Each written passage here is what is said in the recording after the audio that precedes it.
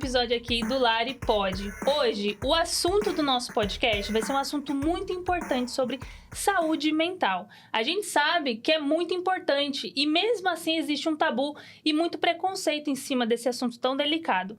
A nossa convidada, ela é uma mulher psicoterapeuta e psicóloga no Brasil. Ela tem feito um trabalho com a nossa comunidade muito importante, ainda mais nesse cenário que a gente está vivendo hoje em dia, né?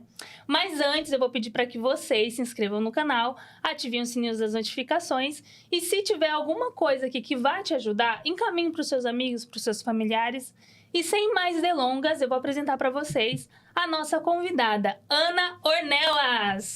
Seja bem-vinda! Muito obrigada, Larissa. Eu tô muito feliz por te ter aqui, obrigada por ter aceito o nosso convite. E é um assunto muito importante, não só para mim, mas como para muitas pessoas que estão acompanhando. E aí eu quero saber de você, de onde você é no Brasil, o porquê você aceitou fazer essa profissão tão importante, né, pra gente. E aí conta um pouquinho da sua história. Tá certo. Primeiramente, quero agradecer aos ouvintes também que estão aqui. E é muito importante para mim também estar aqui, porque a divulgação de um trabalho tão importante, como você falou, a saúde mental, vai ajudar não só as pessoas que estão ouvindo, mas a conscientização, né, das pessoas em perceber como é que elas são e se autoconhecer. Então, eu sou formada no Brasil, já há muitos anos, né? Mais de 30 anos. E a minha formação é em psicologia mesmo, principalmente na área de pesquisa e na área clínica. Eu tenho a especialização em terapia cognitivo-comportamental, inclusive sou certificada pela Federação Brasileira de Terapias Cognitivas no Brasil. Estou tirando a minha certificação aqui no Instituto Beck também, Parabéns. Que é a mesma certificação em Cognitive Behavioral Therapy. No Brasil, eu sou também professora de universidade, de pós-graduação, tenho coordenado alguns cursos de mindfulness, terapia cognitivo-comportamental e sexualidade humana. Meu mestrado é na área de terapia de casais e sexualidade humana e o meu doutorado e pós-doutorado na área de saúde mental. Então, por que eu escolhi fazer psicologia, né? Sim. Na verdade, eu vou te contar um segredo. Até o ensino médio, eu estava certa que eu ia fazer odontologia, a área de odonto, que eu achava legal, o sorriso das pessoas, né? Eu tenho muita, assim, admiração por essa parte da boca, dentária, né? E aí, o que eu mudei? Quando eu estava fazendo uma peça de teatro no terceiro ano, no terceirão, né? Lá no Brasil a gente chama terceirão. Eu fiz o papel da psicóloga na peça. E aí todo mundo chegou para mim e falou assim: Ana, você tem que fazer psicologia, você é maravilhosa, você escuta bem, você tem um olhar humano. Sim. E você gosta de conversar, você é super comunicativa aqui na escola, então vai fazer psicologia. Eu falei assim, gente, eu vou procurar saber o que faz um psicólogo. Quando eu comecei a ler, né, porque isso é importante, né, gente, pesquisar o que você quer fazer no seu futuro, já que você vai entrar numa universidade, vai ficar, não sei, eu fiquei 5 anos e nunca mais eu parei de estudar, né? Então, eu estudo até hoje.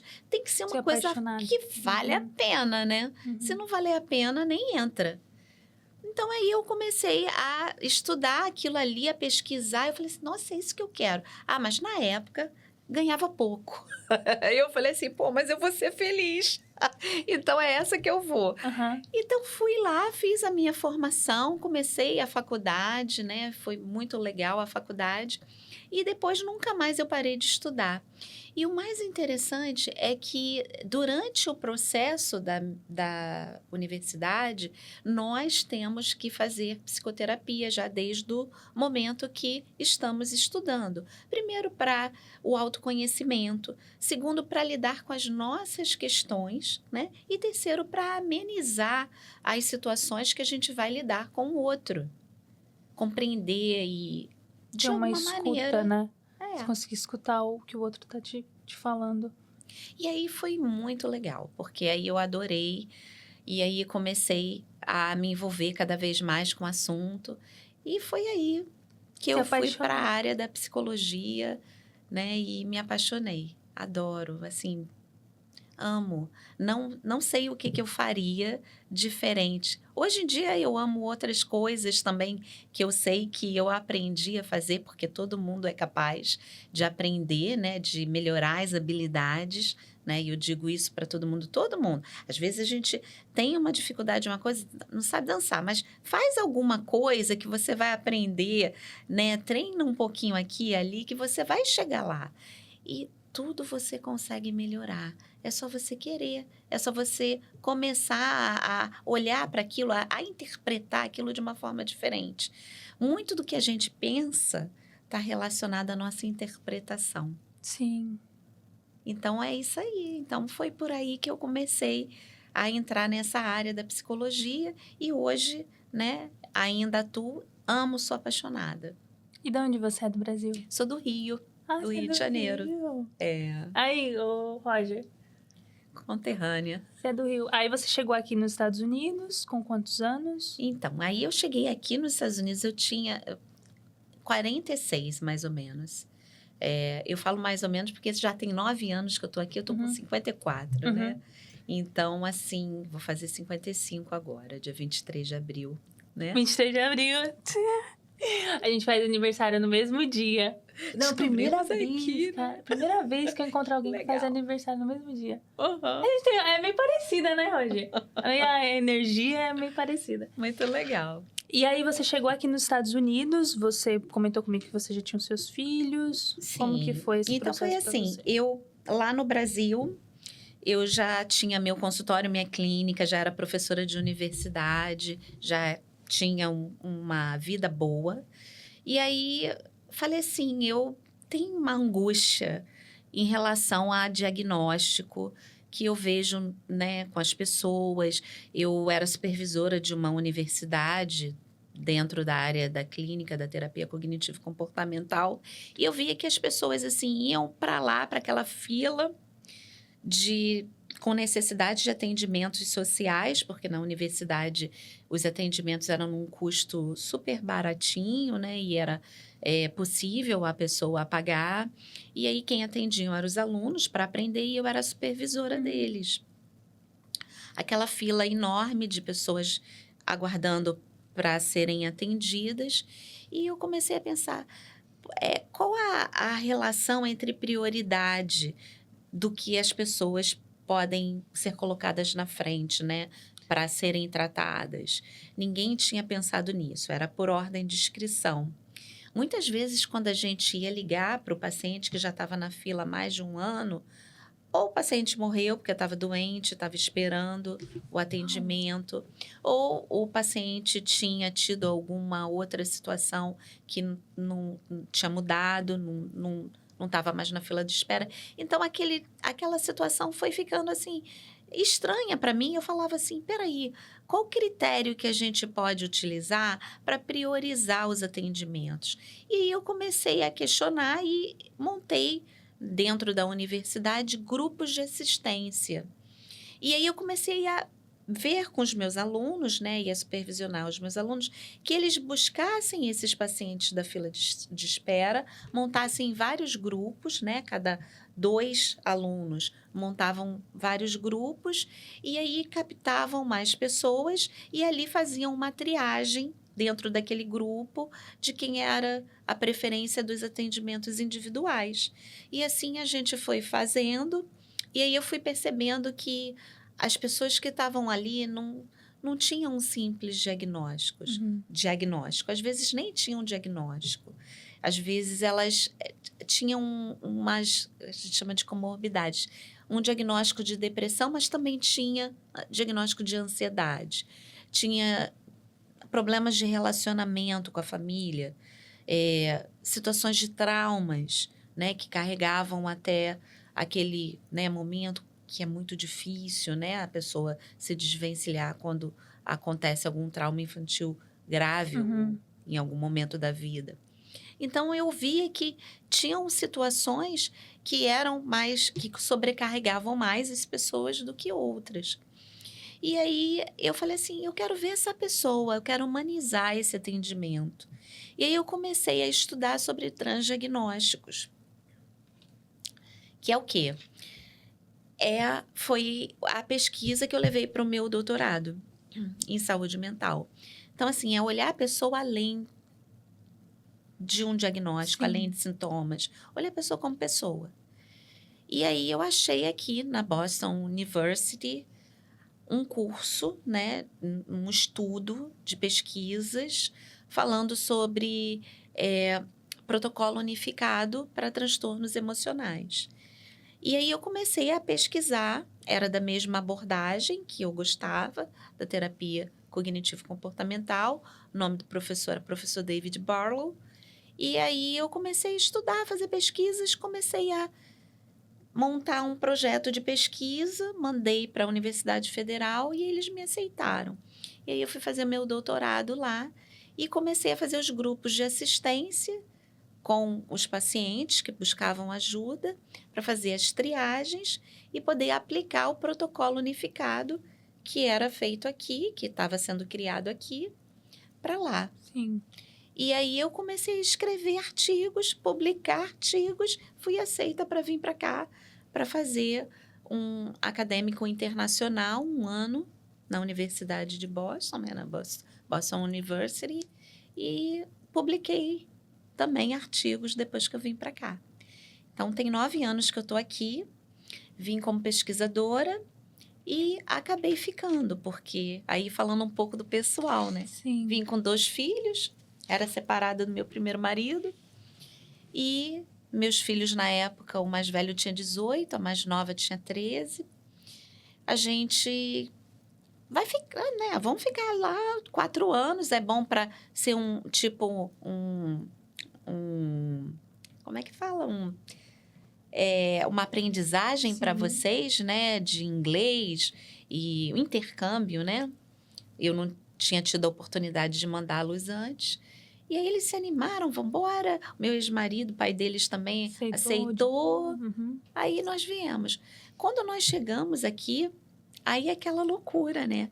Eu achava que eu sabia falar inglês. Estudei inglês. Estudou no Brasil? No Você já tinha uma base? Eu tinha uma base, eu escrevi artigos em inglês, publicava. Quando cheguei aqui, eu não entendia nada. Eu falei assim, caraca, como eu vou conversar? Aí o meu supervisor falava assim, não, você escreve. Então escreve, não precisa falar com ninguém. Uhum. Então eu ia escrevendo. Só que eu comecei a estudar. Eu falei assim, não posso ficar aqui calada, muda, surda, né? Eu tenho que falar com as pessoas. Me inserir nesse contexto. Primeira barreira, a língua. Vim, fiz o TOEFL para entrar na universidade, tinha que ter um percentual para passar, passei dentro do percentual, mas eu não consegui me comunicar. Aquilo foi me dando uma ansiedade. Acho que você teve uma trava aí. Tive uma trava. Nossa, aí você começou a lidar com as questões que você trabalhava com as pessoas. Ansiedade. País estranho, língua que eu não tinha familiaridade. Não tinha condições que eu tinha lá no Brasil, que tinha uma vida tranquila, profissional, não sei o quê. Eles também. E aí, comecei a ficar naquela loucura. Tinha que estar 40 horas na universidade estudando, com uma bolsa de estudos, que eu vim do Brasil, uma bolsa CNPq, com dinheiro que eu tinha juntado para estar aqui nesse tempo. Conseguir se manter. Com alguns clientes de lá do Brasil que eu atendia, com as aulas online na universidade. E aí foi uma loucura, mas eu fui dando conta daquilo ali. A universidade me colocou inserida no curso de inglês da Boston University. Aí eu fui conhecendo pessoas, eu fui me socializando e aí eu fui aprendendo a falar, me comunicar como eu gostaria. E aí fui melhorando. Então, ali começaram, né, mesmo com as barreiras, também saídas para aquelas dificuldades. Se eu ficasse com aquela barreira, né, com aquele sofrimento, com aquela ansiedade, o que a ansiedade faz com a gente? Congela, né? Faz a gente evitar situações, ter medo. E aí eu tive medo, mas eu fui assim mesmo. Eu congelei, mas eu fui assim mesmo. Falava errado, até hoje tem um Tentava. sotaque. Aham. Aham. E os seus filhos nesse processo também falavam inglês? Chegaram aqui? Todos falavam, os dois falavam, já tinham feito cursos. Só que a mais nova foi assim, né? Já tinha estudado numa escola bilíngue e tal, e foi muito mais rápido para ela. Hoje, ela fala em inglês e em português, e até aprenderam espanhol, por sua vez. Falam bem, muito bem, e ele foi um pouco mais velho, difícil. mais difícil, mas hoje ele é fluente também. Trabalha, né, com americanos e tá ótimo. E hoje eu sou casada com um americano, então eu também tenho, Ai, não, aí você foi forçada a aprender. eu tenho que me Que é expressar, bom, né? que é bom, né? Aham. Também a convivência com eles. É. E em relação à ansiedade, seus filhos tiveram algum tipo de... Sim, a minha filha teve ansiedade, muita ansiedade na escola. E aí a gente foi acompanhando, porque aqui a escola é o que é diferente do Brasil também, né? Isso aí. A escola aqui, o tempo é mais longo, né? As crianças vão para a escola às 7h30 e ficam até 3 horas, 2h40, 3 horas da tarde. No Brasil, elas vão 7 horas e saem meio-dia. Só que o tipo de ensino no Brasil é um ensino diferente, né? Elas estão numa escola, numa sala, que ela é generalizada para todo mundo que está ali. Então, quem entra na sala são os professores e elas estão ali com aqueles mesmos Sim. colegas o tempo inteiro no Brasil. Aqui, a diferença para ela entrava na sala, só que ela tinha que sair para fazer as matérias que o currículo dela estava ali para ela fazer. Ela ia até os professores. E até as salas dos outros professores. E aí não ficava com aquelas mesmas pessoas, Crianças, né? Crianças, Aham. né? E outra coisa aqui, que era o tempo longo, né? Então, muitas vezes ela, por mais que ela tivesse uma habilidade de falar inglês, ela também conseguiu se apoiar com a comunicação com os brasileiros. Então, muitas vezes ela ajudava os brasileiros que estavam chegando, que não falavam inglês, para se comunicarem, porque ela já comunicava, mesmo que pouco, e isso foi desenvolvendo. E ela teve muita ansiedade, porque eu passava muito tempo fora, né, na universidade, estudando, fazendo pesquisa, e tinha que trabalhar um pouco mais para complementar o que renda. faltava e a gente poder sobreviver. Então, ela começou a ficar, né, um pouco ansiosa, teve algumas crises de ansiedade, e aí nós tivemos que ajudar a tratar e a ver as possibilidades dela fazer terapia e tudo mais. Eu terapia, ela terapia e o mais Todo velho... mundo entrou na terapia. Que é muito comum essa realidade na vida das pessoas que vêm pra cá, né? A gente sem apoio familiar. Uma longa jornada de trabalho. Muitas vezes não tá na profissão que deseja, que tem lá no Brasil, e chega aqui e faz uma coisa totalmente diferente. Isso é muito comum, Larissa. Você tocou num ponto muito importante. E isso gera para as pessoas, né, às vezes, um sentimento, né, que não é digno delas, né? Porque hoje, por exemplo, como eu falei para você, eu aprendi a amar outras coisas. Eu cheguei aqui, eu não cozinhava na minha casa lá no Brasil. A minha mãe estava lá, meus irmãos, tinha uma pessoa que ia na minha casa fazer uma comida que eu pagava. Aqui não dá, né? Aqui você tem que aprender tudo, até montar móvel eu sei fazer hoje. É verdade, Né? tem que O troço saber de vem tudo. todo desmontado, você não liga, né, pro serviço. Vem cá, quando é que vocês vão vir mandar um montador? Não. Tudo você tem que fazer, colocar a mão na massa. E aí eu comecei, né? Eu falei assim, não, peraí. E não tinha muito dinheiro, então às vezes não tinha muita possibilidade de fazer a comida, né? Aquela quantidade de comida, então tinha que ser aquela comida. Então meu filho, né, falava comigo até... tem um filho meu, né, que postiço, que veio para cá, ficou aqui comigo um tempo, e que ele brincava, ele até sacaneava, né? Já sei que No dia seguinte do frango vai ter estrogonofe. Que ansiedade. O que sobrava Sacolé, desfiava e tinha um estrogonofe. Ou Aham. então um arroz de forno, né? Um risoto. Aprendendo a se virar, né? Que a gente aprende. Tem que aprender, né? E aí foi assim, e foi uma loucura, mas foi uma loucura assim que a gente foi lidando com as situações difíceis, tentando resolver dentro das possibilidades. Que é o que eu falo, né, para os meus clientes, né? Nada é tão ruim que não pode, né, ser aproveitado. Aham. Né? Quando a gente fica focado, e é a maneira que a gente interpreta mesmo, né? A gente fica focado na dor, ou na impossibilidade, ou na nossa incapacidade, aquilo ali cria um monstro dentro da gente que dificulta a gente resolver, ou olhar de outra forma, ou enfrentar, né? Como a gente estava falando, a ansiedade, ela é paralisante. E dependendo da situação, ela ajuda. Mas tem ansiedade boa também. Você sabia? Não. Qual é a Ansiedade ansiedade boa é aquela que você produz, é aquela que faz você se preparar, é aquela que faz você se organizar para dar tudo certo. Você antes de vir Esse aqui, é um você tipo de organizou. ansiedade. É uma ansiedade boa. Que legal.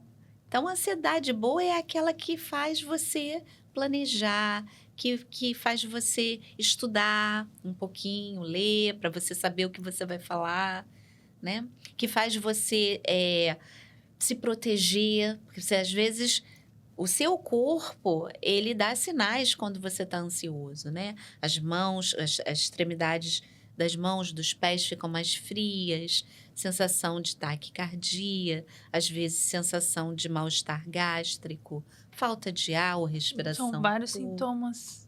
Sintomas físicos que o teu corpo está falando assim, opa, dá um tempinho aí. Respira. Respira. Olha o que está acontecendo. E você geralmente quer fugir disso tudo, né? Sim. Cadê o ar? Tô procurando. Peraí, eu vou morrer. Eu tenho que ir no médico. E, na verdade, não é nada daquilo. Na verdade, o teu corpo está falando assim, ó, para um pouquinho. Olha o que está acontecendo.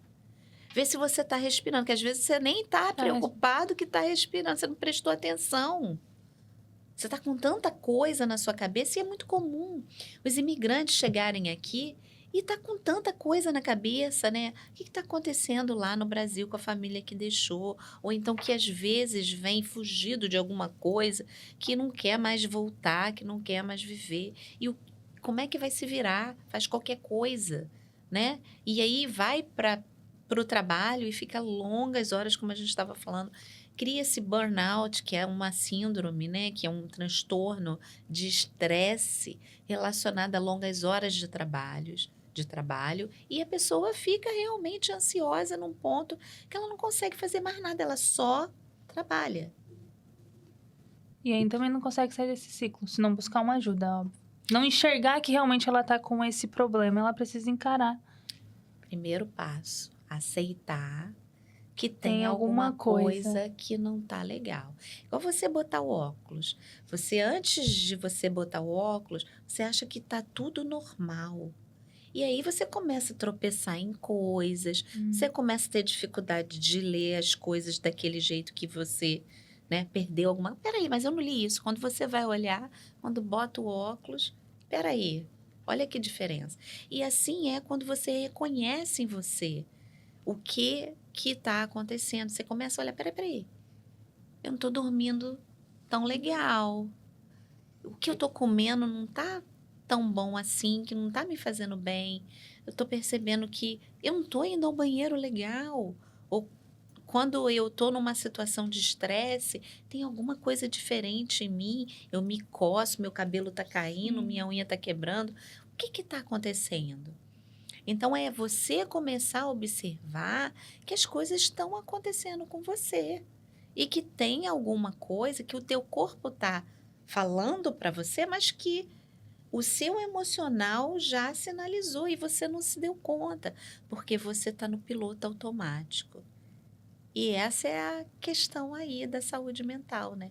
Você está prestando atenção em quê? No que já aconteceu? Você está preso numa coisa do passado? Ou você ainda está esperando o que vai vir sem vivenciar o presente, o processo? né? É porque aqui a correria do dia a dia é tão intensa que as pessoas não conseguem enxergar. Vamos me colocar nesse lugar, né? Uhum. A gente não consegue enxergar que tem algum problema. Acho que até uma certa idade, você comentou sobre você ver sinais do seu corpo. Hoje em dia, eu tenho muitos sinais que eu comecei a ter consciência. Por exemplo, eu não tô dormindo direito, tem alguma coisa acontecendo. Só que até uns anos atrás, isso pra mim, a gente ignora. A gente fala... Tá tudo bem eu trabalhar e sair, e voltar pra casa e, tipo, viver aquele looping eterno. E aí chega um ponto que a exaustão emocional, as questões pessoais, familiares, da sociedade também, né? O comparativo das redes sociais também, que existe muito. A gente começa a falar, pô, tem alguma coisa errada. E quando você enxerga que isso tá errado, mas você não tem coragem de procurar uma ajuda. Porque tem isso também.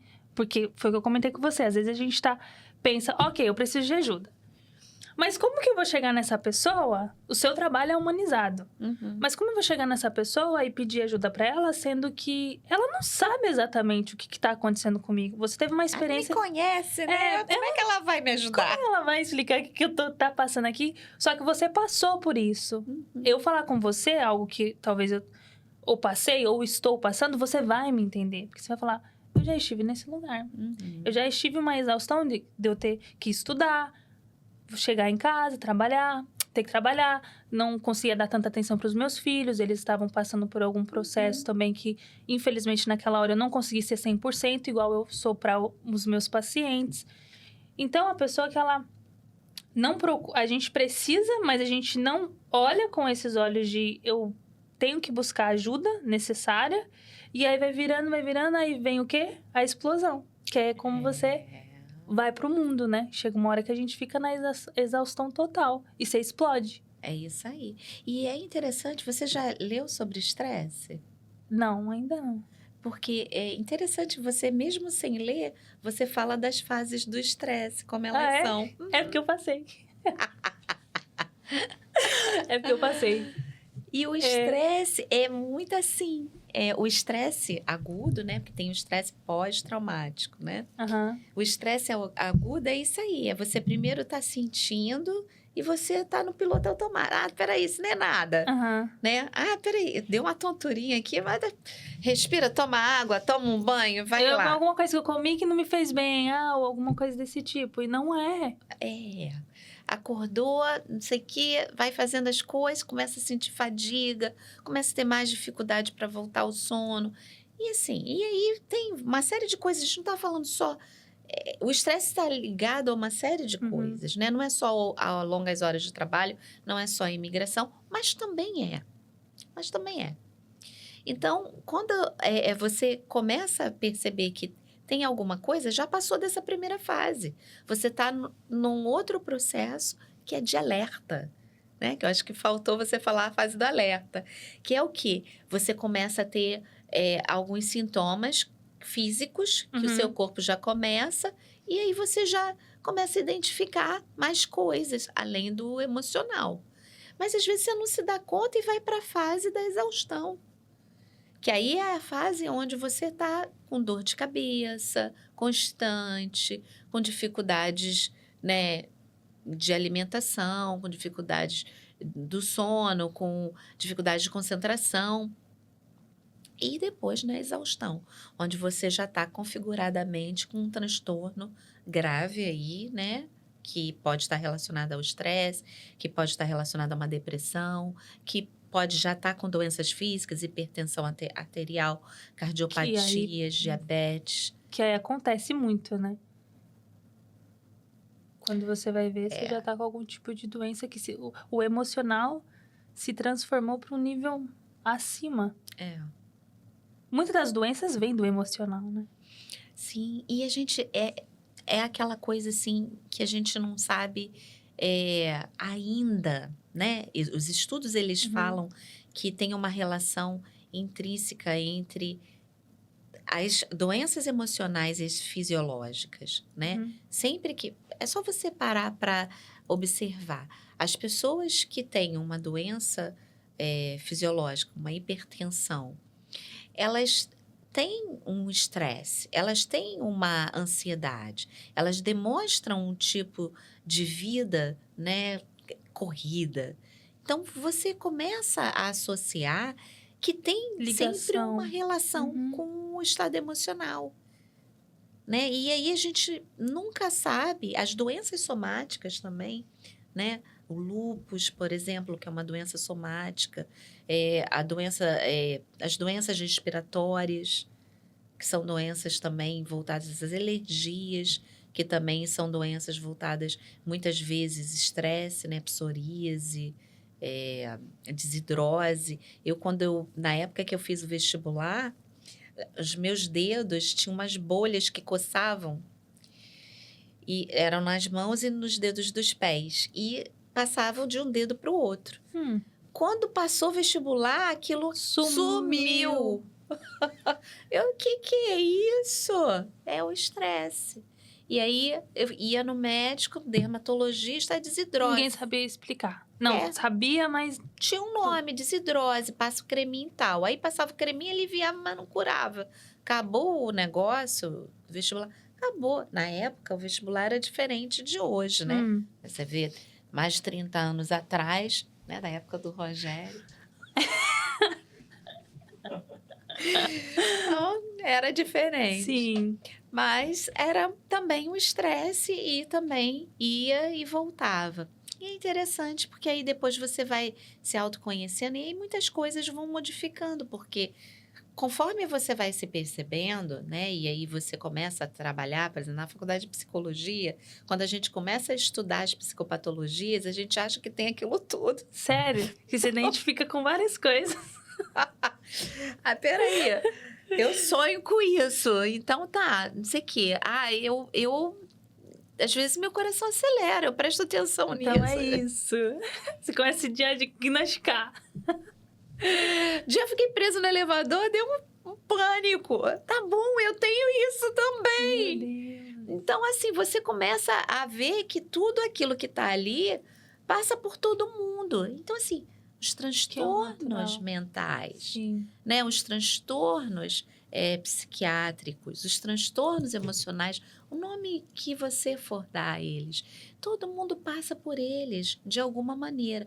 Quando que eles se tornam um problema, né? É aí que você tem que buscar também aí ajuda.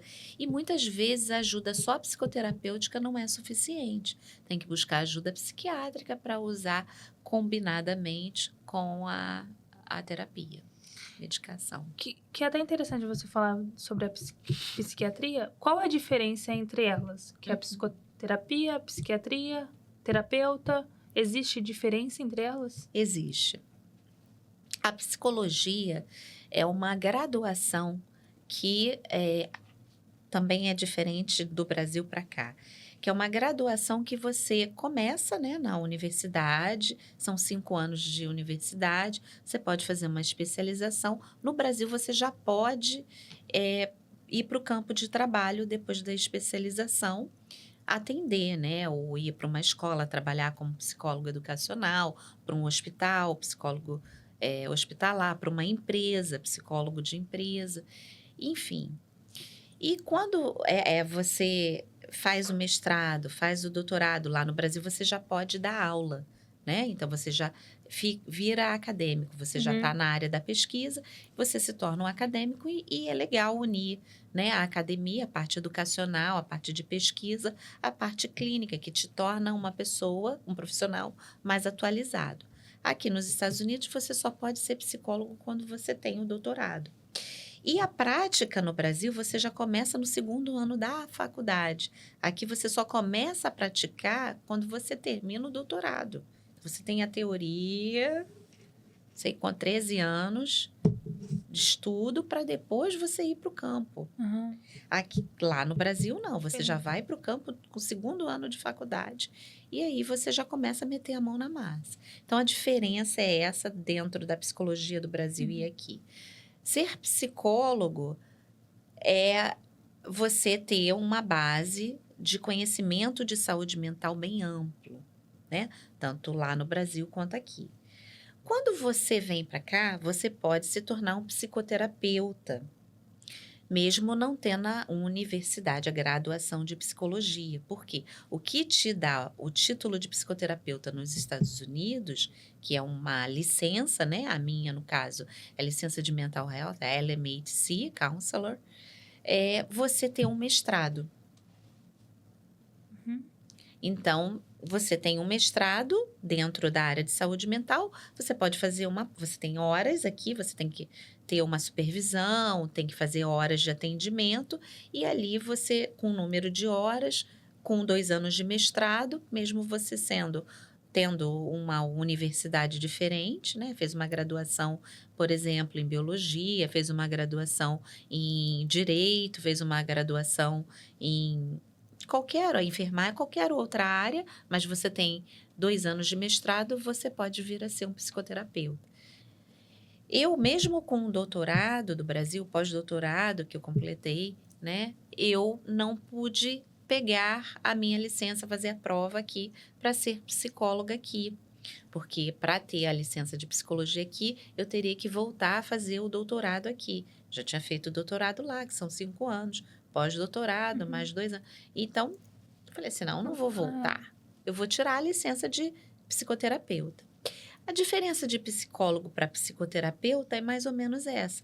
Eu, apesar de não ser psicóloga aqui, eu sou psicóloga. Sim. Mas eu tenho aqui a licença de psicoterapeuta. Ficou clara Sim, entendi. a diferença? E o psiquiatra é o médico, ele tem a formação médica, então ele vai prescrever a medicação.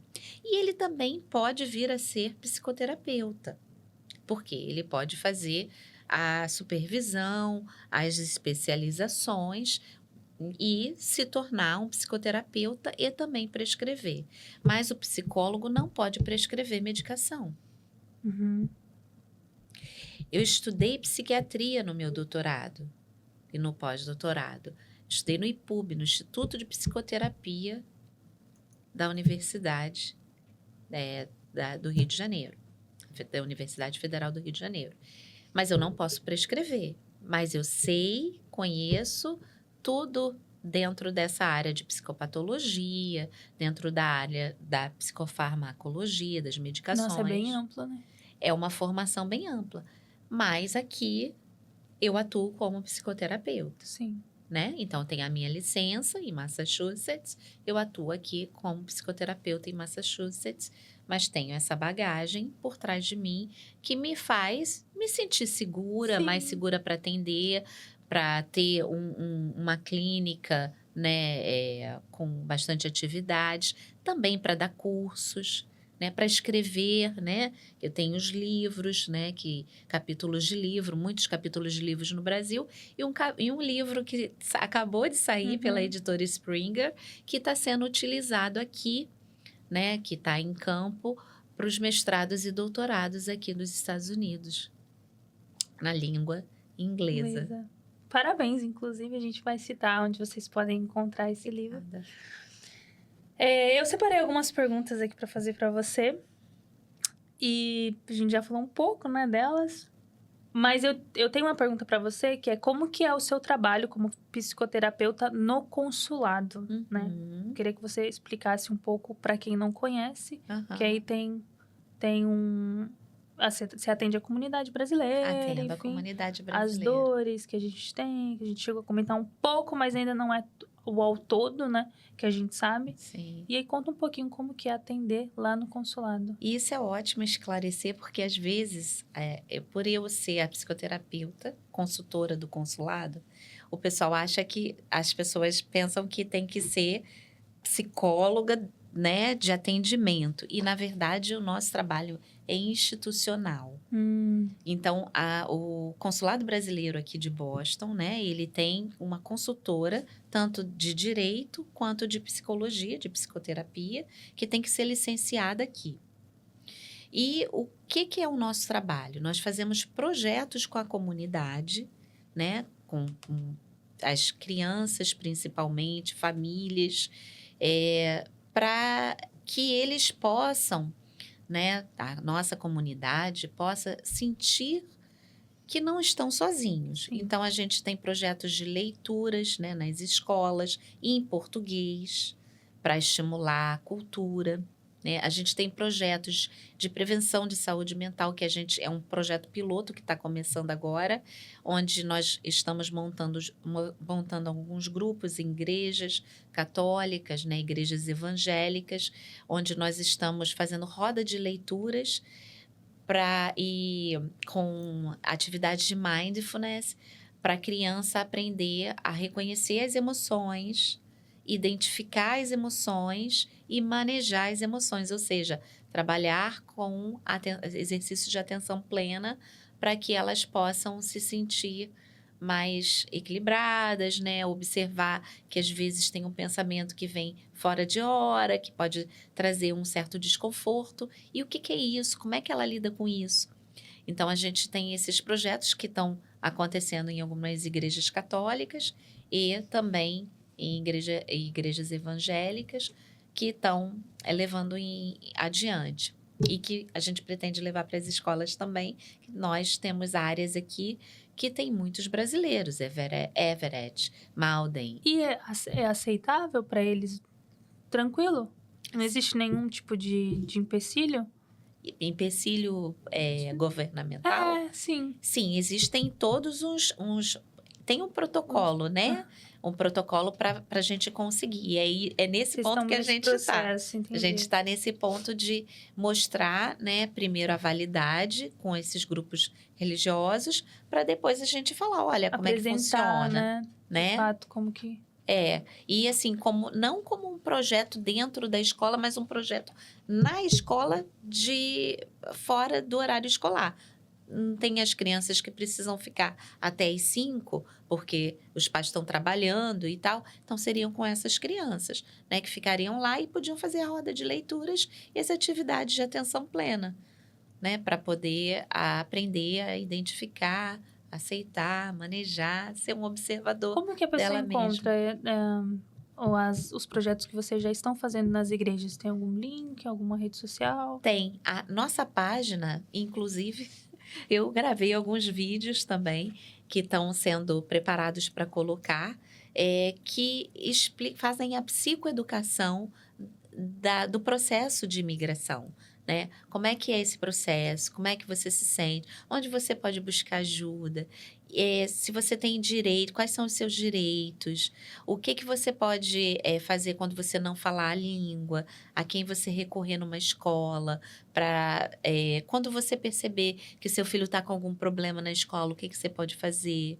Como são as emoções? O que são Sim. normais? O que não são? Então, esses vídeos são 14 vídeos simplesinhos, de 2 minutos, 3 minutos. Eles vão ser inseridos na página o website do Consulado Brasileiro de Boston e que tem essas explanações. Então, esses são os projetos, mas existem outras questões. Por exemplo, nós temos o setor da assistência, né? Onde temos eu e o EMUB, né? Que é o Serviço de Violência Doméstica, né? Para as pessoas procurarem, buscarem ajuda e serem acolhidas, os brasileiros. E assistência psicoterapêutica comigo, assistência de advocacia com uma outra profissional, que a gente recebe a informação, a gente escuta e vê aonde essa pessoa mora e reencaminha para serviços de preferência na língua, né, de psicoterapia e de saúde mental, se precisarem, ou serviços de violência doméstica, se precisarem, ou um outro advogado, no caso, né, para dar continuidade ao serviço que ela precisa.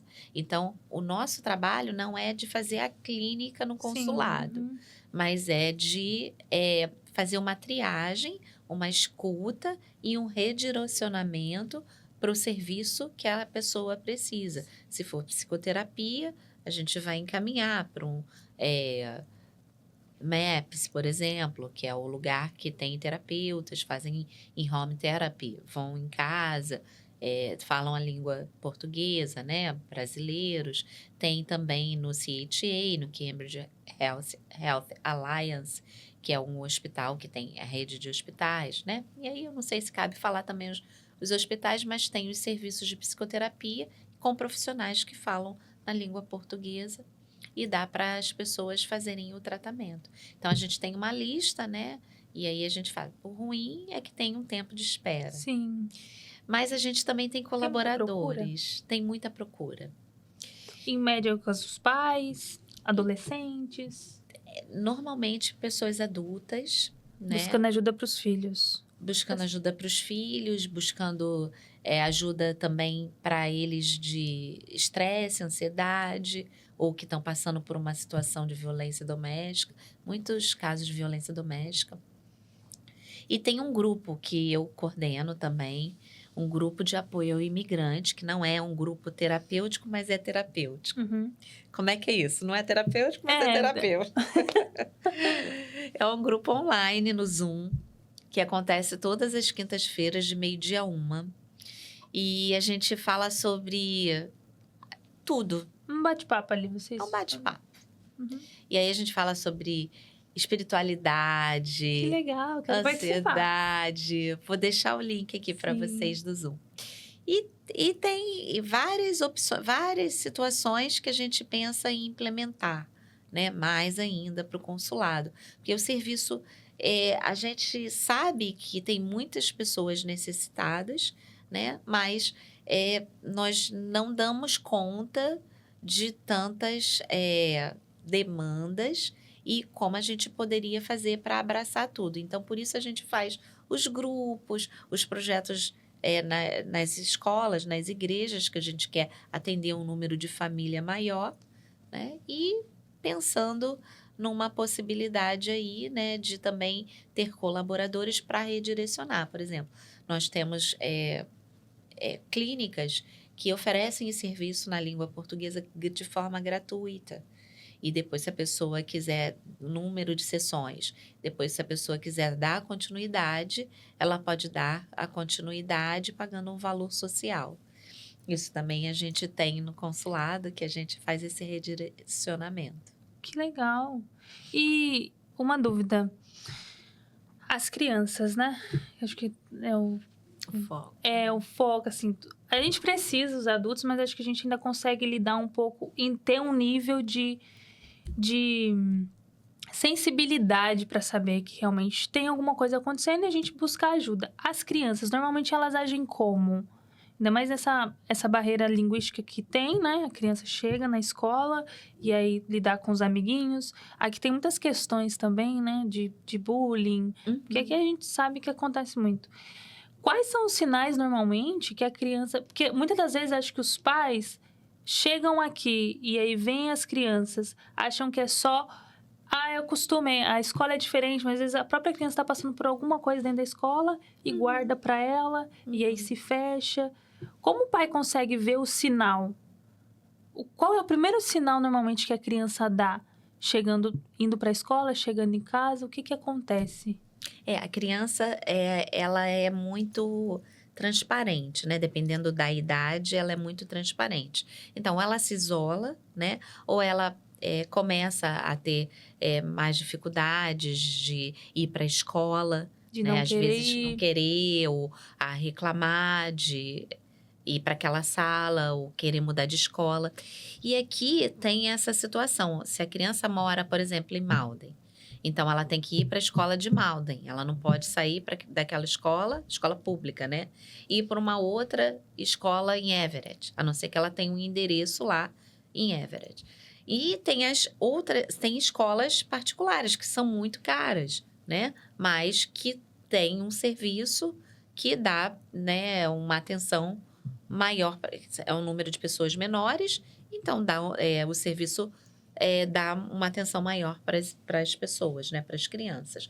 Então, o sinal é isolamento, ter dificuldade de ir para a escola, alguma variação na alimentação, no sono, enfim, outras coisas também que a gente vê, assim, a criança começar a se depreciar, né, a falar, se criticar, né, ou a ficar muito irritado com alguma coisa, a demonstrar uma certa impaciência, uma certa frustração por alguma coisa.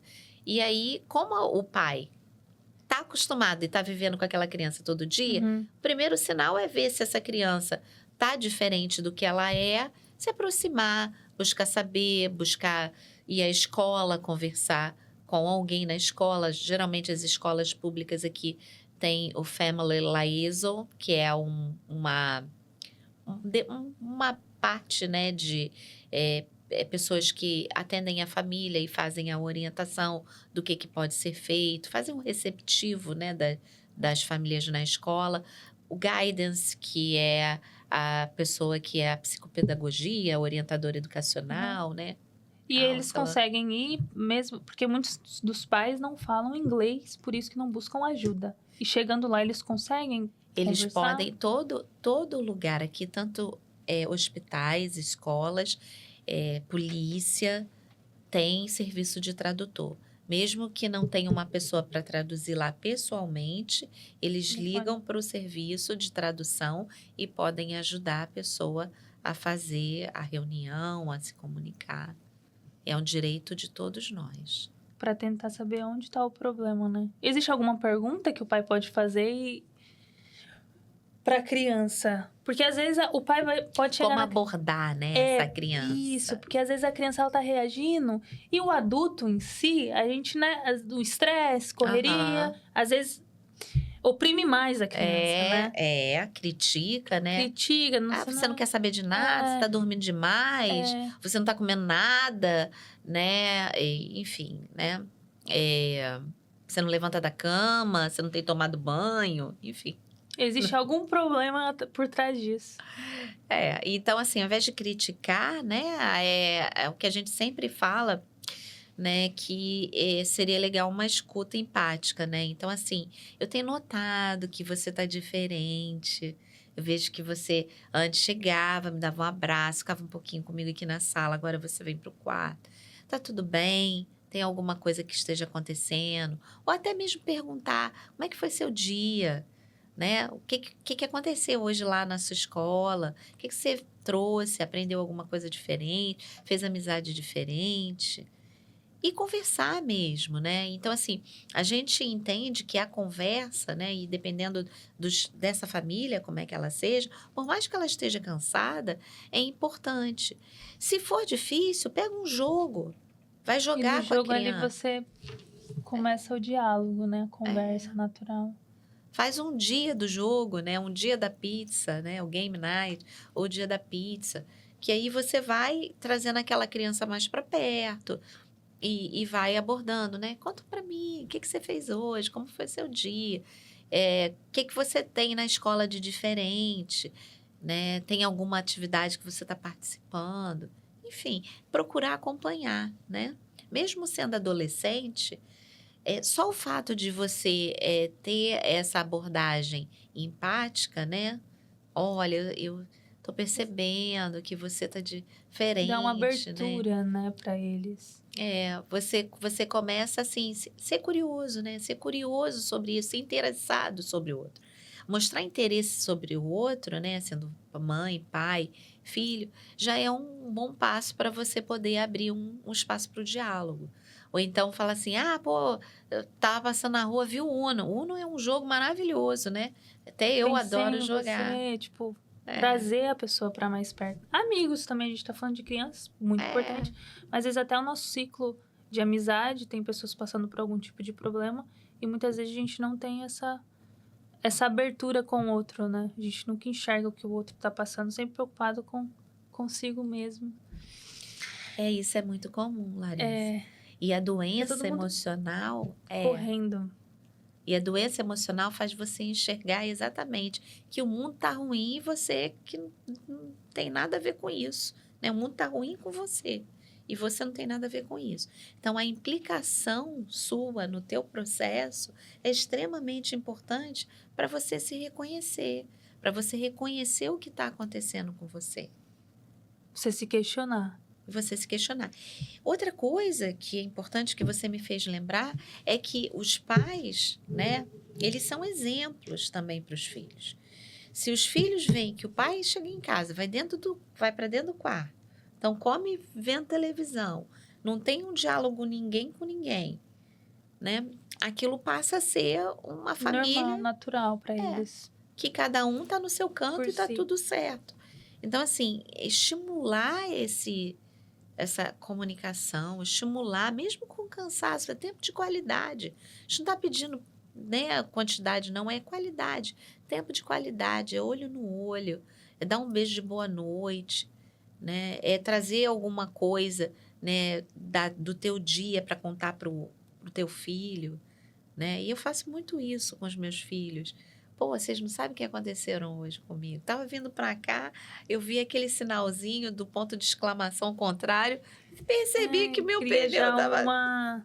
uma dinâmica, né, É. familiar, que não, ultimamente, não tem. As pessoas perderam isso. A gente perdeu isso, né? Acho que a tela do telefone também, é o que a gente tinha comentado, isso afasta uns dos outros. É. A questão da tecnologia, ela entra com, assim, trazendo um monte de coisas acessíveis, né? Um monte de possibilidades. E quem não gosta, né, da rapidez, do clique e Já acha, tá aqui, né, informações em geral, mas ao mesmo tempo uma estimulação como uma droga, né? Os estudos, eles falam que a tela e o tempo de tela excessivo é como se fosse uma droga dentro do cérebro da pessoa de uma maneira geral. E isso faz com que ela se sinta estimulada, estimulada, estimulada, e aí vão gerando outras consequências. Eu ia comentar sobre... Eu vi uma reportagem esses tempos de jovens, o aumento de jovens, principalmente meninas, né? Que vão em busca de mexer no rosto, de mexer em algo para ela ter uma aprovação social. E isso tem acontecido demais por conta das redes sociais. Eu lembro que quando eu tenho 28 anos de idade, né? Eu vou fazer 29 anos de idade. Mas eu lembro quando eu era mais jovem, eu tive essa fase de buscar a aprovação do meu ciclo de amizade, escola e tal, mas não era um peso muito grande. Agora a gente consegue ver como as coisas estão pesadas para os jovens, para os adolescentes, essa busca de rede social, de like, de você sempre estar ali, você sempre mostrando. É igual as pessoas que estão sempre nas redes sociais mostrando. Aí vem as pessoas que falam assim, mas quem mostra muito, esconde alguma coisa. Se a pessoa ela se expõe muito, é porque ela esconde alguma coisa. Isso tem demais. Aí até aonde a gente vai chegar com isso, sabe? Aonde os jovens, daqui 10 anos... Daqui 10 anos, quais são os jovens que a gente está criando? Quais são as pessoas que a gente vai lidar? Né?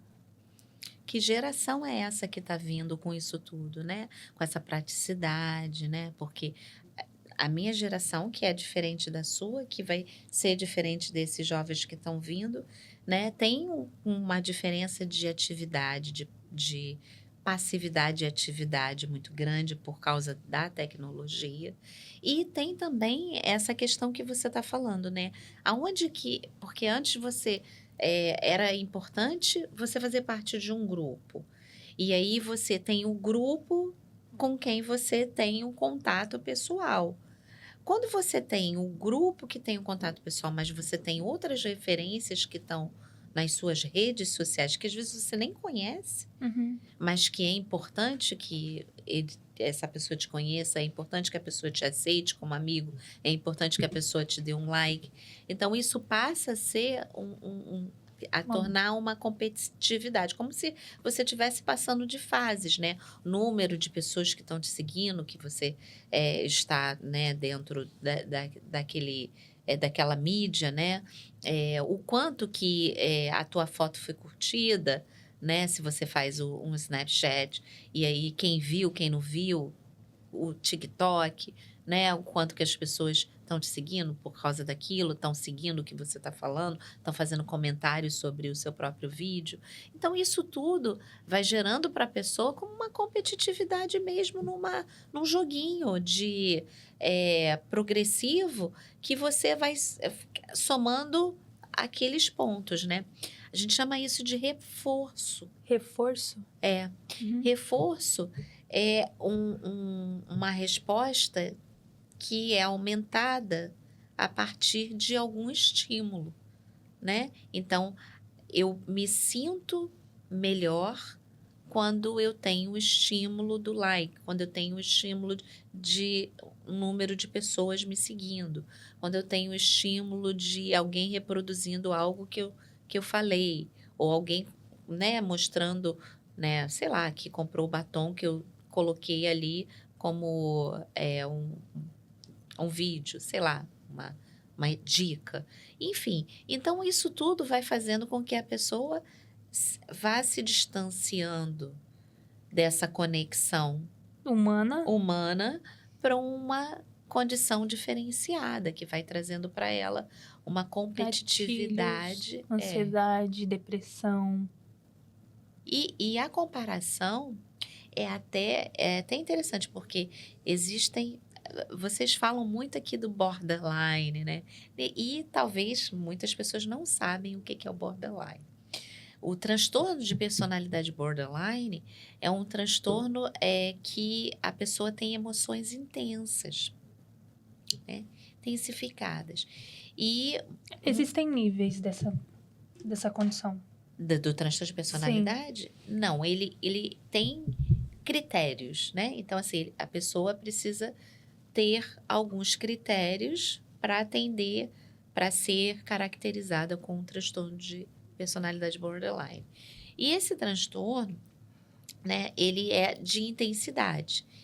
E o que faz essa pessoa ter a intensidade emocional, né, ficar com muitos ciúmes, com muita raiva, com muita ansiedade, com muita dor, esses limiares excessivos, é a comparação que ela tem com algo que ela está vendo naquele momento, né? Que ela está vivenciando naquele momento e que ela quer atingir mais do que aquilo ali, do que aquela situação que ela está vendo. Então, essa comparação interna que a pessoa fica, ela não alcança nunca, uma insatisfação nunca, que ela nunca alcança. Então, se torna uma doença. A pessoa vai usar drogas, a pessoa vai ter pensamentos de suicídio. Então, são várias características que vão trazendo para ela essa sensação. Então, aí, a impulsividade, né, a hiperatividade, isso tudo vai gerando, né, de alguma maneira, buscas incessíveis de uma graduação, né, vamos dizer assim, uma progressão que essa pessoa queira estar sem ela mesmo presenciar ali o que está acontecendo no momento, sem ela mesmo se dar conta do que a situação e sim aquilo que ela está almejando que seja, um ideal, né? Uma intensidade. E normalmente essas condições que a gente fala vai entrar um pouco no assunto da infância, né? Porque a gente escuta sobre que é, de fato, você vai me confirmar, mas os traumas da infância que a gente acaba replicando na vida adulta. Esses traumas na infância, como falta de apoio, até esses dias encontrei uns amigos meus que a gente estava conversando sobre não ter apoio, não ter os pais ou não ter um apoio adulto que impulsiona você a acreditar em você mesmo. Uhum. E aí você chega na vida adulta, você não teve isso na sua infância como um apoio de pai, um apoio de mãe, ou até alguém que criou você, apoia e tudo mais. E aí você chega na vida adulta, você tem dificuldade em acreditar em você mesmo. Uhum. Como que você identifica isso, mas como que você faz para lidar com esse sentimento? Porque é uma sensação que ela vai além. Exatamente. Ela não fica só no não te... Não é racional. Você pode entender que você não teve aquele apoio, você pode buscar o apoio de outras maneiras. Muitas vezes em relacionamentos. Muitas vezes em relacionamentos, você pode perceber, peraí, mas isso aqui é o que eu estou reproduzindo do meu pai e da minha mãe aqui. Isso aqui parece um relacionamento parecido com o que eu via com meu pai e com a minha mãe. Ou com as minhas referências de cuidadores, né? Na verdade, Larissa, isso é interessante, porque assim, a consciência, né, racional, né, você saber, não vai modificar, não vai corrigir aquela situação.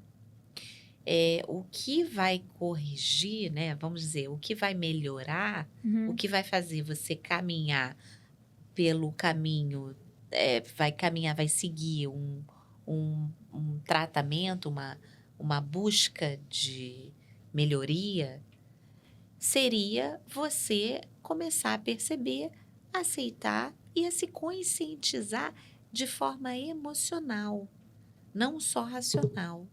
Então, assim, tá bom, isso aqui é assim, isso aqui é o que eu vivi. E o que isso, de alguma maneira, impactou na minha vida, né? Que consciência eu trago disso hoje na minha vida, né? Hoje me percebo mais, sei lá, ansioso por isso, buscando agradar as pessoas demais, querendo o amor de todo mundo, e para isso eu sou abusado, né? Porque se eu quero que você me ame, eu vou te dar tudo o que eu posso e o que eu não posso. E você, sabendo disso, você vai querer mais.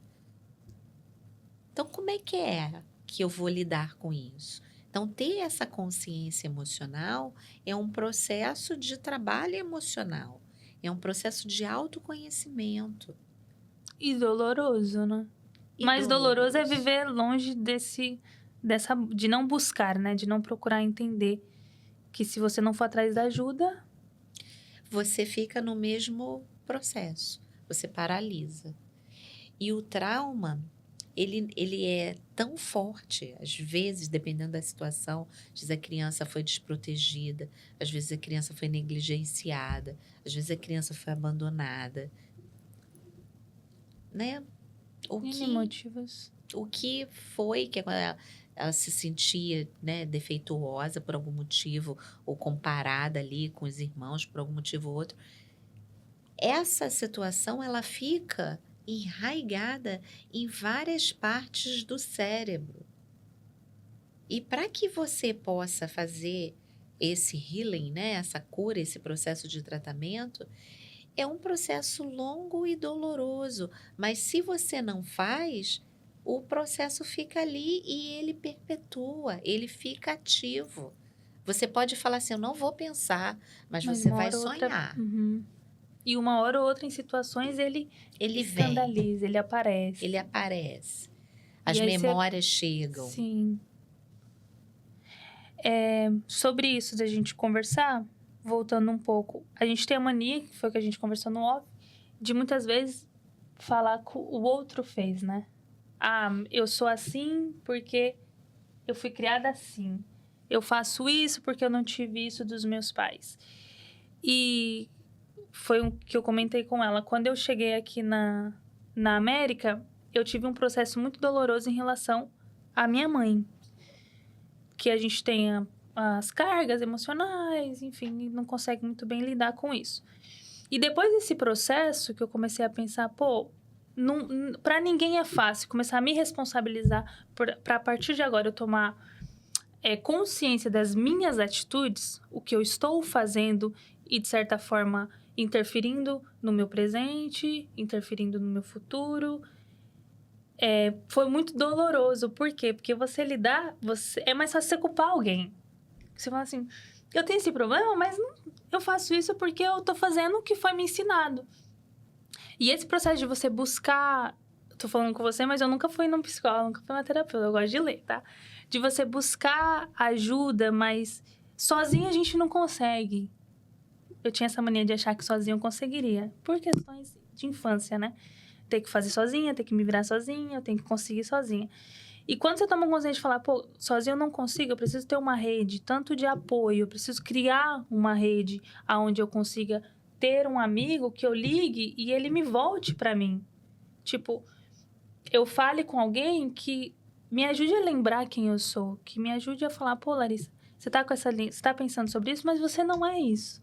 Só que é muito difícil você encontrar essa rede de apoio, porque tá todo mundo procurando ajuda. Tá todo mundo querendo acessar algo que não conhece. E talvez você até encontre uma palavra amiga, um apoio, suporte, mas o tratamento é diferente, Larissa. É por isso que existem profissionais de saúde mental que podem estar trabalhando, ajudando a você encontrar esse caminho do tratamento. E o caminho do tratamento exatamente não é olhar para fora, não. O que está acontecendo que está me deixando assim? É olhar para dentro. Sim. O que eu estou vivendo? Como eu estou olhando para mim? O que está acontecendo comigo? Né? O que eu estou me responsabilizando? O que eu estou me sentindo? Qual é esse sentimento que está aqui? Que às vezes a gente não sabe nem identificar o que a gente sente. Será que eu estou com saudade? Será que eu estou com raiva? Sim. Né? E o que é isso? Será que isso é normal? Né? Então, buscar um profissional é um passo difícil? É. Se identificar com aquela pessoa que você está buscando também ajuda é um passo difícil? É. Mas é possível, né? E quando você começa, eu já digo assim, você está na cara do gol. Porque tá tudo ali para acontecer. O primeiro passo é o mais difícil. Que você se enxergar que tem alguma coisa ali. Aceitar, né? Eu preciso. Né? Eu, que ajudo as pessoas, preciso. Nós que trabalhamos com a saúde mental precisamos de ter supervisão, né? Precisamos de sermos ouvidos também. Com quem eu vou falar, né? Sobre mim? Eu tenho as questões dos pacientes que eu estou olhando para... E tem uma técnica, né? Eu estou ouvindo e eu estou olhando como a pessoa está olhando a situação dela. E estou fazendo perguntas para que ela possa entender o que é, como ela está olhando, o que ela pode fazer de diferente, enfim. Quais as evidências que fazem ela pensar assim, né? Se ela tem alguma situação... que foi muito difícil, que ela não resolveu e que agora ela está achando que não vai resolver, por quê? Enfim, então a gente vai fazendo perguntas que a gente chama de descoberta guiada. Que a pessoa vai se conhecendo. E ela mesma encontra as próprias respostas, né? E é isso. Eu costumo dizer que a gente tem que falar para se ouvir, para entender. É isso. E às vezes, quando você conta a sua história, né? Muitas vezes você não está nem querendo contar. Por exemplo, a gente está aqui, está conversando, você não está nem querendo contar de você e sai. E ai, que legal quando você está diante de um profissional que escuta. Sim. Você pode estar diante de várias pessoas que vão te escutar de forma diferente. Mas quando você está diante de um profissional, ele vai te escutar, ele vai te perguntar. O que você falou? Fala de novo. E fala, e o quê? E o que isso significa? E o que você acha disso? Como é que era isso naquela época? Então, assim, você vai se organizando e organizando junto com aquele diálogo de uma forma diferente de um amigo.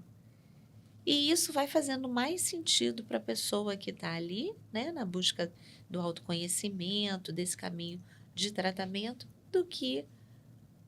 Você me falando isso, eu acho que eu caio uma ficha, que às vezes o não procurar ajuda de um profissional... é porque você quer desabafar com seus amigos, porque você quer ter apoio deles.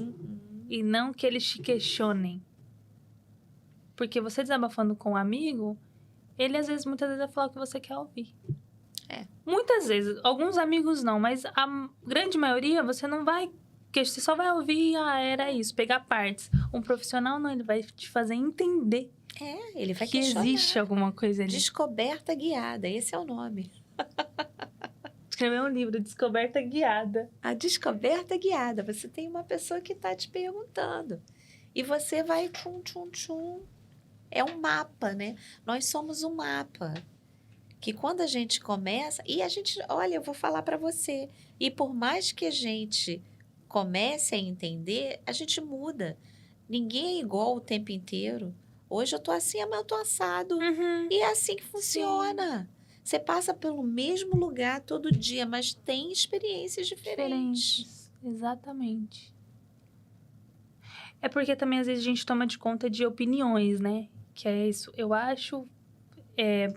você nasceu assim, você foi criado assim, você não pode mudar. Você tem que seguir essa linha que te foi ensinado. E quando você começa a mudar... Por exemplo, hoje eu gosto de rosa. E aí você acorda amanhã querendo azul. Você não gosta mais de rosa. E aí muitas pessoas te julgam por isso.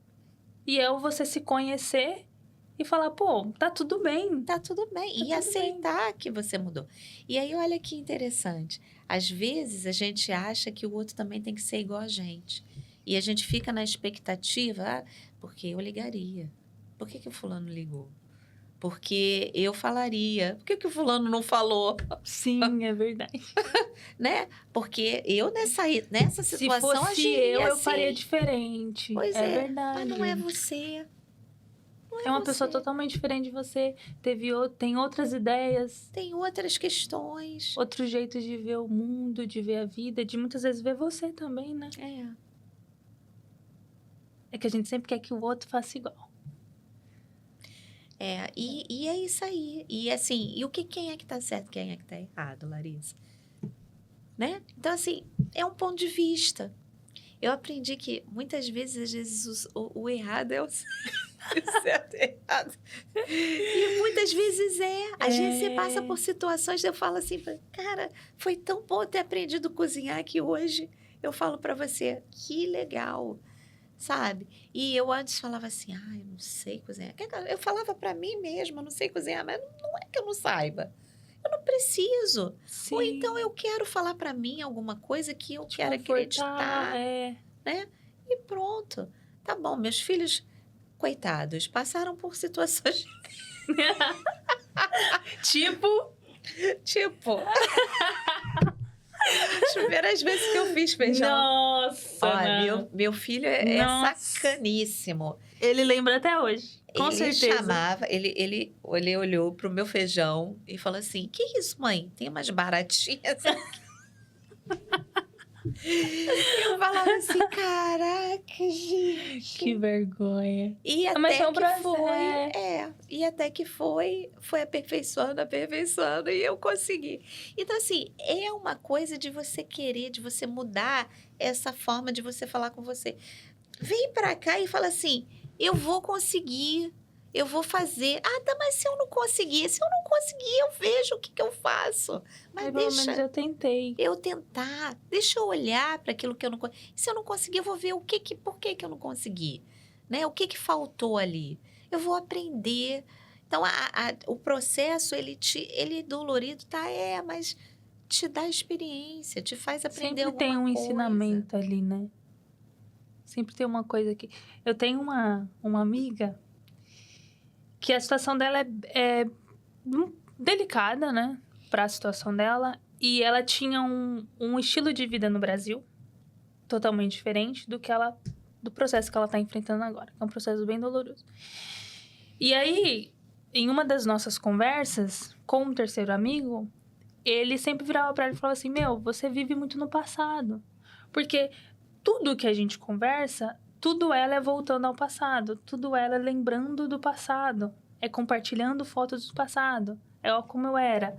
E ela não vê o processo que é um processo muito doloroso, realmente, mas ela não vê o processo que ela tá passando agora, sabe? Uhum. Que transformou ela, porque se você pegar um comparativo do que ela diz que era, de como ela agia como filha, e agora ela em papel de mãe, você fala assim, você tá 1000 vezes melhor agora. Dói, mas é o seu processo. Aí a gente entra na questão de, nossa, mas que processo... Meu Deus, se fosse outro tipo de processo, estava melhor, entende? Porque a gente está sempre buscando o que é fugir da nossa realidade, do que a gente está passando. Inclusive, eu vou passar o seu contato para ela. Uhum. A gente sempre quer fugir. E eu até queria te perguntar, como agir numa maneira dessa? Claro, né? Busquem ajuda. Só que muitas vezes a gente alguém vem desabafar com a gente, sabe? Eu tenho uma escuta, eu consigo escutar. Eu até gosto de escutar as pessoas falarem, porque quanto mais a pessoa fala, eu consigo entender o que passa na cabeça dela, sabe? E, de certa forma, tem muitas coisas que as pessoas falam que eu acreditava e aí eu começo a ver o mundo do universo da outra pessoa. Uhum. Eu acredito muito que as pessoas são universos e aí a gente sempre se inclui e cria cenários. E como que você age quando uma pessoa vem desabafar com você com uma coisa tão delicada e ser a escuta da outra pessoa, sabe? Como agir numa situação dessa? Então, tem uma técnica que a gente chama de entrevista motivacional dentro da psicoterapia que fala assim, Às vezes você não precisa falar nada. Igual com a criança tá com raiva, às vezes você não precisa falar nada. Ela tá com birra, tá gritando, tá chorando, às vezes você não precisa falar nada. Fica ali, olha para ela, olha, baixa no olhar dela, no tamanho dela e passa para ela de alguma maneira que você só tá ali. Às vezes você pode até perguntar alguma coisa ou segurar na mão e falar: eu sei o que você sente. Eu sei, eu entendo. Realmente não deveria ser diferente diante de tudo que você passou. Então, essa validação já ajuda a pessoa a soltar, Sim. a aliviar, ou até ela pensar. Muitas vezes a gente fala assim: nossa, mas então foi tão difícil, né? Mas foi difícil, mas eu consegui. Aí ela começa a ver o que ela fez e não aquilo que aconteceu. Então, às vezes, essa técnica ela é de um desdobramento muito grande, porque só o fato de você olhar, de você estar ali, de você ser empático, de você validar a pessoa naquilo, de você repetir o que ela está te falando, você está me dizendo isso, realmente é muito difícil, é muito triste isso. Eu imagino o que você sente. Só de você fazer isso, você já está dando um colo incrível que você nem imagina. Tem até um livro do Rubem Alves que ele fala assim: ostra feliz não faz pérola. Uhum. Você já ouviu falar? Já ouvi falar. Ostra feliz não faz pérola. É um livro que fala sobre o que você aprende quando você não está bem. A pérola, né, ela é feita pela ostra, né, no momento que a ostra está muito enrijecida. Está muito enrijecida, num sofrimento danado. E assim é a nossa emoção. As emoções têm funções na vida da gente. Estar ansioso faz a gente se preparar para alguma coisa, faz a gente querer produzir, faz a gente se proteger. Estar triste faz a gente buscar saídas, querer sair de um relacionamento que não vale a pena, querer falar alguma coisa que magoa a gente para o outro. Então, as emoções, elas têm funções. Elas não são ruins. É que a gente não foi ensinado, né? A gente só olha pro lado ruim mesmo. Qualquer tipo de emoção a não ser a felicidade, que é o que a gente dá nome, é ruim. E é como se fosse assim, eu sou a ansiedade. Não, eu não sou ansiedade. Tem momentos que eu fico ansioso. Às vezes são situações, por exemplo, Que desencadeia isso, porque todo mundo tem. Ansiedade todo mundo tem. Uhum. Tem as emoções primárias, né? Nojo todo mundo tem, ansiedade todo mundo tem, tristeza Raiva, todo mundo tem, raiva todo mundo tem, saudade todo mundo tem, surpresa todo mundo fica. Então, tem várias emoções que você passa por elas, tá? Não sei o que, aprende, lida, tem a função dela ali, passa um tempo e faz. O que vai modificar para o transtorno? Intensidade, durabilidade e frequência. Uhum. Então, intensidade dessa emoção, você não consegue controlar. Durabilidade, né? Quanto tempo ela está ali? Você ficou 3 meses, 4 meses, 5 meses, 6 meses. Pô, tem alguma coisa errada. E frequência, né? O tanto de tempo que ela vai surgindo. Às vezes não aconteceu nada, ou às vezes aconteceu e está ali aquela situação. Então, prestar atenção nesses três conceitozinhos, né? Intensidade, durabilidade e frequência. Que isso vai dizer quando que você precisa de ajuda e identificar, né? Que você pode estar passando por uma situação que às vezes ela não está nem mais acontecendo, mas você continua... Fica replicando ela. Né? Com aquele repertório, com aquela sensação nas suas memórias cerebrais e sentindo com aquilo, né? E reproduzindo aquilo de alguma maneira com aonde você está. Que aí também é um ciclo vicioso, né? Que a gente entra. A gente está aqui com a agenda do 135, nosso parceiro. Eu vou passar para vocês. Essa agenda começa na quinta-feira, dia 10 de abril. A gente tem karaokê lá no 135.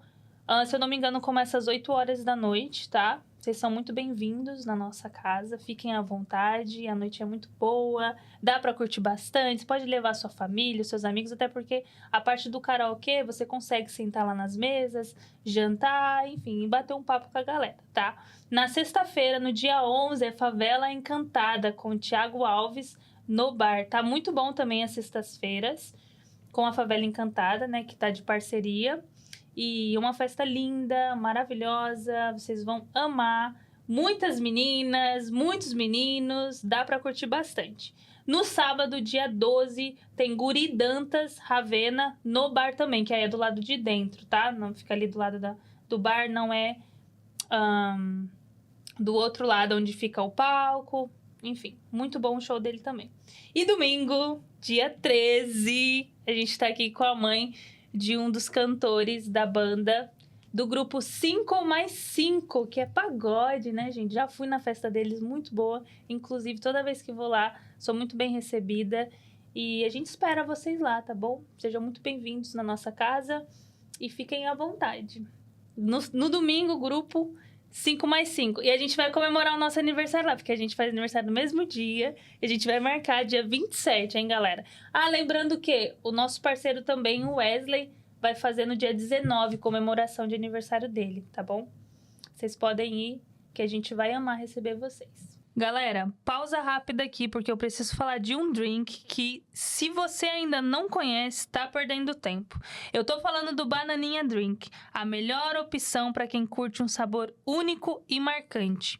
Se você gosta de uma bebida docinha, equilibrada e que desce redondo, a Bananinha é simplesmente perfeita. Serve tanto para tomar pura, com gelo ou até misturada em drinks. Mas, ó, cuidado para não se apaixonar logo no primeiro gole. Então já sabe, né? Quer deixar o seu rolê mais gostoso? Bananinha Drink tá aí para isso. Procura no mercado mais próximo e depois me conta o que achou. Voltando às nossas perguntas aqui, eu queria perguntar para você o que você diria para quem vive se culpando por não dar conta de tudo? Ninguém dá. É humanamente Impossível dar conta de tudo. É verdade. Tem que soltar, né? Tem que soltar, tem que ser gentil com você. Tem que olhar não para aquilo que você não fez, mas para o que você fez. Tem que viver o momento e abraçar suas dificuldades, assim como comemorar suas vitórias. Uhum. A gente não tem esse costume. É. Muitas pessoas não têm. Eu não tenho esse costume. Coisas pequenas. Que a gente consegue. E é muito importante você comemorar as suas coisas pequenas, porque a gratidão é um sentimento que modifica a nossa fotografia cerebral. Tá? Então, a prática da gratidão diária, 1 minutinho, 2 minutinhos, diariamente, você ser grato. A que eu estou sendo grato hoje? Na hora que você acorda ou na hora que você vai dormir? Vai trazer para você sensações e modificações no teu córtex cerebral, na região do seu cérebro que está relacionada ali, né, às suas emoções, as questões, as reatividades que você lida do dia a dia, né, a forma como você reage no dia a dia. Enfim, então, e que a gente não tem esse costume também. É muito legal. Não ser grato pelo aquilo que você fez. Ah, mas eu não fiz o que eu queria. Mas o que você fez? Se perguntar. Funciona muito, né? Você colocar pegar um papel e escrever.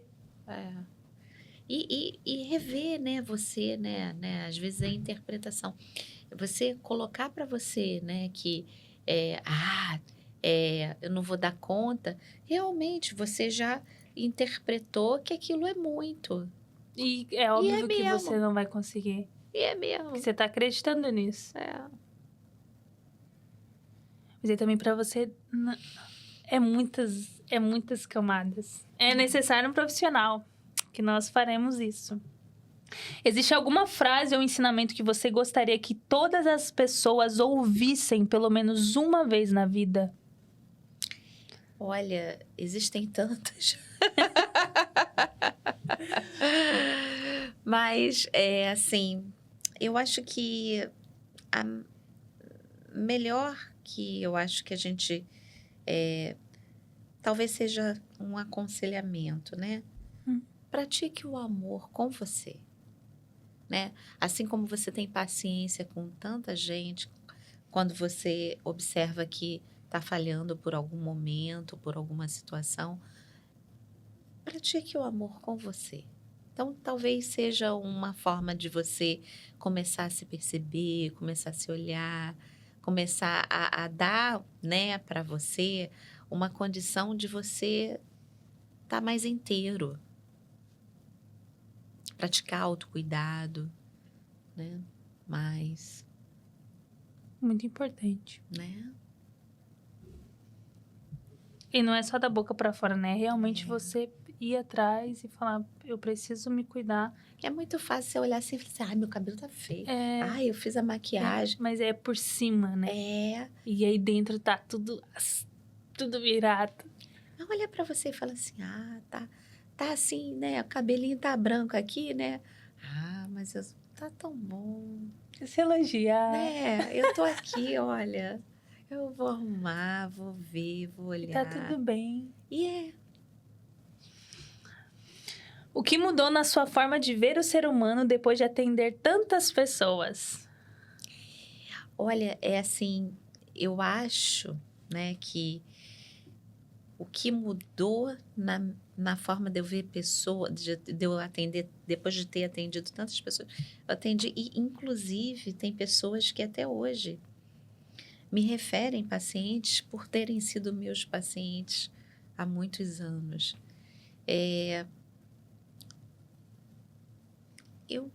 Eu acho que mudou tanta coisa, Larissa, se eu for falar assim, sabe? Ter essa sensibilidade e aprender. Sensibilidade é legal, mas ter essa sensibilidade e ter um pouco mais de paciência, né? Não só com o outro, mas comigo também. Não é uma paciência de ficar desligado, mas é ser amoroso, ser consciente de que nem tudo vai acontecer daquele jeito, nem que todo mundo que está ali buscando terapia está pronto. E ter esse tempo, esperar esse tempo. Então, esperar o tempo de prontidão. Reconhecer que cada um é cada um. Cada um tem seu processo. Contar um caso aqui? Posso contar um caso? Pode, fica à vontade. Então, eu tive uma cliente, muitos anos atrás, lá no Brasil. E essa cliente, um dia assustada, virou para mim e falou assim, olha, eu adoro você, confio em você, mas eu tô com um problema muito grande com meu filho adolescente que tem 16 anos. Ele chegou em casa e falou que ele era o diabo. Aí eu, hoje eu rio, né? Mas eu levei a sério, né? A gente leva a sério, né? E eu não tinha tanto tempo de formada, né? Mas trabalhava com hipnose na época, né? Eu já tinha algumas técnicas que eu utilizava e trabalhava com hipnose. E ela gostava muito de mim, gostava muito do meu trabalho. Posso trazer ele aqui para você conversar com ele? Eu falei assim, pode. A gente marca um dia, ele vem, mas não é uma consulta, tá? Porque você é minha cliente. Mas pode trazer, a gente combina direitinho, eu converso com ele. De repente, indica alguém para atendê-lo, porque não pode, a gente, quando é um psicólogo, né, não pode atender mãe e filha, às vezes, né? Porque dá uma certa dificuldade na comunicação. Mas traz ele aí, a gente conversa com ele, vê o que está acontecendo. Aí foi ele lá. Quando ele chegou, não vou falar o nome, né? Mas ele chegou... Aí ele olhou para mim, virou o olho assim para dentro. Você sabe quem eu sou? Aí eu olhei e falei assim, olha, meu amigo, se você tá aqui, pode ser que eu saiba. Mas eu não tenho ideia tanto assim, não. Quem é você? Aí ele falou assim, eu sou... Aí falou um nome lá, né, grandão. Aí eu olhei para ele e falei assim, bom, se você veio aqui é porque eu posso te ajudar. E que eu posso te ajudar Ele entrou e aí a gente começou a conversar. Eu falei assim, primeiro você vai deitar aqui nessa caminha para você ficar relaxado, né? Eu quero te tratar bem, já que você veio até aqui, né? E aí ele foi acalmando. Passou um tempo, esse menino ficou lá, legal, a gente bateu um maior papão, não sei o quê. Foi embora. Muito tempo depois, ele veio, ela já não era mais a minha cliente, ele veio a ser meu cliente. Eu indiquei ele para uma pessoa, mas ele veio me buscar para ser meu cliente. Ele ainda ficou um tempo comigo fazendo terapia. Na época, né, ele falou assim, olha, aquele dia que eu fui no teu consultório, você talvez você não tenha ideia, você só bateu um papo comigo, você era terapeuta da minha mãe, você encaminhou para eu ir para um grupo. Na época a gente tinha alguns grupos de adolescentes que estavam buscando, né, mais autoconhecimento, era uma coisa assim de outros tipos de trabalhos, de intervenções terapêuticas, e ele foi, mas ele não gostou muito, passou um tempo, ele veio fazer a terapia. Quando ele veio fazer a terapia, ele falou assim, olha, você me marcou, sabe por quê? Você não teve medo. Você não falou comigo nem com tanto conhecimento, como se você tivesse muito conhecimento, mas você me recebeu, você me tratou bem. Eu nem sei o que estava acontecendo comigo, mas alguma coisa estava. Aí eu falei assim, poxa, que legal, por isso que eu quis vir aqui de novo fazer a terapia. Como já aconteceu Sim. também outras situações de eu estar atendendo, de repente a pessoa caiu no chão. Outro caso. Caiu no chão, foi para lá e começou a falar. Olha, você tem que falar isso pro meu cavalo. Eu, que cavalo? Eu não consigo conversar com o cavalo. E aí o negócio foi... Sim. Rendendo, né? Mas cavalo, não, cavalo é essa pessoa que está aqui. Eu sou a pessoa que trabalha com esse cavalo. Aí, até me explicando, aí eu falei assim, não, peraí que eu tenho que anotar isso. Peguei um papelzinho e fui cambonar, né? Como a gente diz, aquela pessoa que estava ali que queria passar um recado para a pessoa. E eu levando muito a sério, respeito demais. Acho que a gente tá numa situação ali, né? De profissional, a gente não deve julgar e ajudar as pessoas acima de qualquer coisa. Então, respeito, seja quem for. Se está ali, é porque eu parto do seguinte princípio: tem alguma coisa que eu posso fazer por você. Se está aqui, é porque eu posso te ajudar. De alguma maneira. Se você chegou até aqui, é porque você sabia que você podia ter alguma ajuda aqui. Então, alguma coisa eu vou fazer para você, mesmo que seja te ouvir. Mesmo que seja te olhar no olho, mesmo que seja falar para você, tá tudo bem você ter vindo aqui, dividido comigo. Muito obrigada por confiar em mim. Muito obrigada por ter tido esse tempo aqui e ter falado de você para mim. De alguma maneira, isso pode ser algo que vá fazer um efeito na tua vida, né? E desdobrar em outras coisas, como desdobrou desse menino, que até hoje, de vez em quando, ele... Ana, me fala aí, um terapeuta bom, eu tô não sei aonde. Ele viaja, né? Olha, que legal. Tô não sei aonde. Aqui, você conhece bastante pessoas, assim, você consegue se conectar pelo mundo? Eu acho que sim. Quando eu era mais jovem, o pessoal falava que um dia eu ainda ia ser governadora, mas... Mas eu nunca tive essa vontade, não. Prefeita, governadora. Não. Eu nunca tive essa vontade, não. Eu conheço bastante gente, me conecto com bastante gente. E é aquele princípio, eu acho que assim, se tiver alguma coisa que eu possa fazer pelo outro, eu vou estar sempre disposta a fazer, né? E dentro de uma perspectiva de evolução, de fazer diferença no mundo, né? De alguma forma. Fazer a minha parte. Eu sou uma só, né? Mas fazer a minha parte como pessoa, ajudar, né, as pessoas a olharem para dentro e não para fora e poderem perceber a riqueza de que são, né? Cada um tem uma riqueza incrível por dentro. É só olhar. Sim. Foi muito bom. Talvez essa seja a frase, ó. Cada um tem uma riqueza, ela tem um tesouro lá dentro. Sim. É só você olhar. Só você olhar. Enxergar isso, né? Muito bom. A gente já tá finalizando, né? Infelizmente, porque por mim a gente ia até bateria um papo muito, muito mais longo. E aí, um resumo disso tudo, ela vai passar as redes sociais dela, onde você pode encontrar. Ela atende em Malden. E o resumo disso tudo é cuidar da saúde mental é um ato de coragem, né? Que tem que ser muito corajoso mesmo. E eu fico feliz com a sua presença. Me identifiquei muito com o assunto. Vou buscar saber mais, procurar. É uma coisa que eu me identifico muito. Essa humanidade, sabe? De você procurar entender mesmo. Primeiramente, como eu, como ser humano, funciono, né? Para a partir disso eu conseguir acessar as outras pessoas. Vou pedir para que você deixe as suas redes sociais para o pessoal te seguir, onde te encontra, número de telefone também, se você se sente confortável em passar. Então, fica à vontade. Obrigada por ter me convidado. Obrigada por trazer para mim também essa oportunidade de falar, que eu acredito na divulgação do bem, acredito na divulgação de uma orientação, de algo que a gente tem sempre para fazer para melhorar, e eu mesma aprendo também, né? Aqui eu também aprendi muitas coisas com você.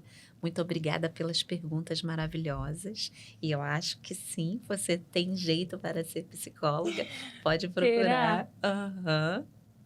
Tô sentindo que tem alguma coisa aqui pulsando. Tem um chamado. Tem um chamado que eu tenho que lapidar. É o processo.